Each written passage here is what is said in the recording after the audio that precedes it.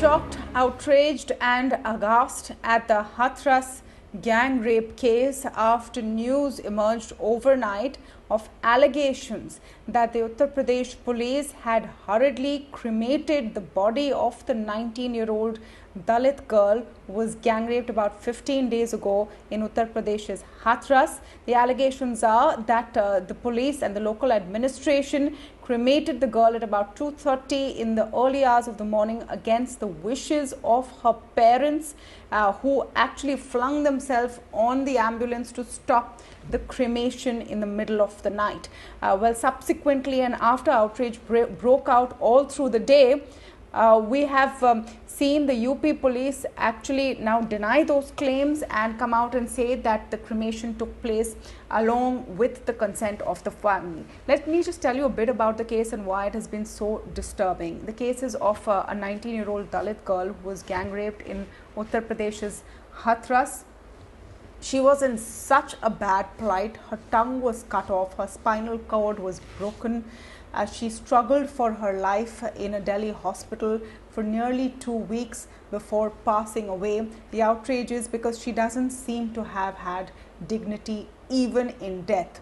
Now this takes us back to the Nirbhaya case about 8 years ago, when the entire country was shocked collectively at that gang rape case. Since then, laws have been made stringent. We have some of the severest, anti-rape laws in the world, but implementation on the ground or them being seen as a deterrent is still far-fetched.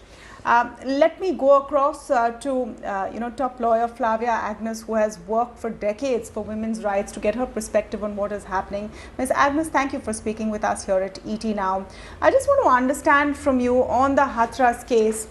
The UP police now says that they acted with consent of the family.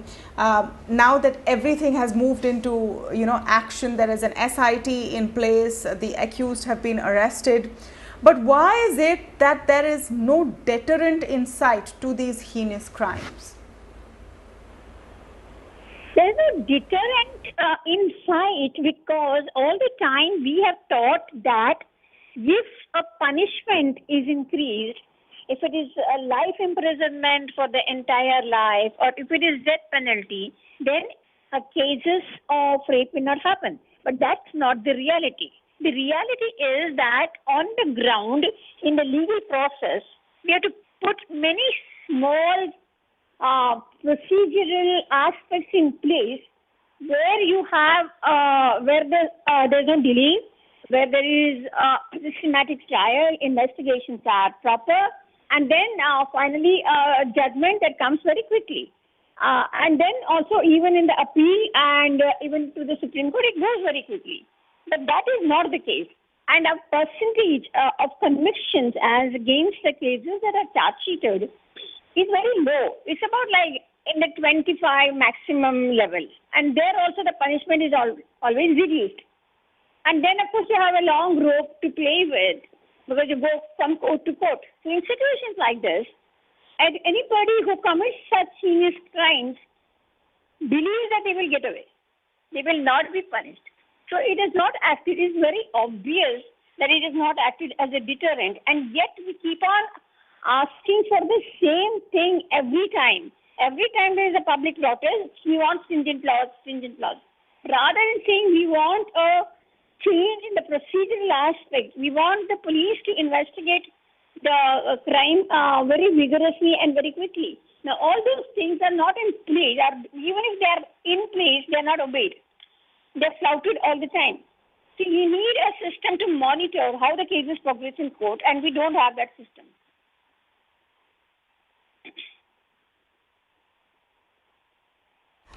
Ms. Agnes, I also want to understand the angle of caste atrocity here. You've worked for women's rights for so many years, and this narrative keeps coming again and again about how a feud between two families or a feud between two castes results in this kind of violence perpetrated on the women of one side. What is the fix over here? Because the administration, until jerked into action and without the spotlight of the media, seems happier to brush things under the carpet. Exactly. That's exactly what happened. I see this time the media has picked it up. It's come on the national news channels and everybody is aghast at it. But these atrocities against Dalits and Dalit women in particular happens all the time in rural India or even in semi-urban towns, even in towns. You see this happening all the time. And there is this very deep malaise in our social fabric, and it is so deep rooted that our constitution, our rape laws, our IPC, nothing has changed this mindset against the Dalit community. And in the present context, you see so much of violence everywhere against the vulnerable people, whether it is the burning of Dalit youth. There's a lot of these happening. And there is no, unless this violence goes out of our system, our social fabric, it will continue. Now, you have your politicians screaming in public forums saying, "Isko goli maro, usko goli maro." Now, if you have these kind of politicians in place, how do you expect this society to get over this violence trends? Violence streaks is, instead of reducing, it is increasing because there's no accountability.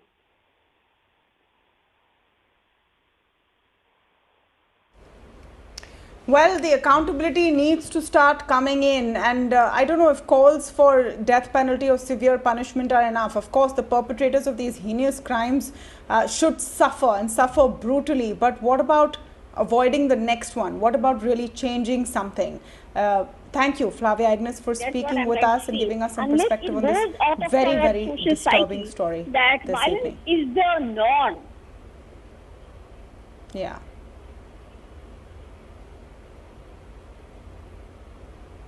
Yes. Will keep happening, particularly in a state like UP, for instance, or in a state. On the other side, we will have, yes, on the other side, we will have the Myntra CEO in our special segment, India Revival Mission.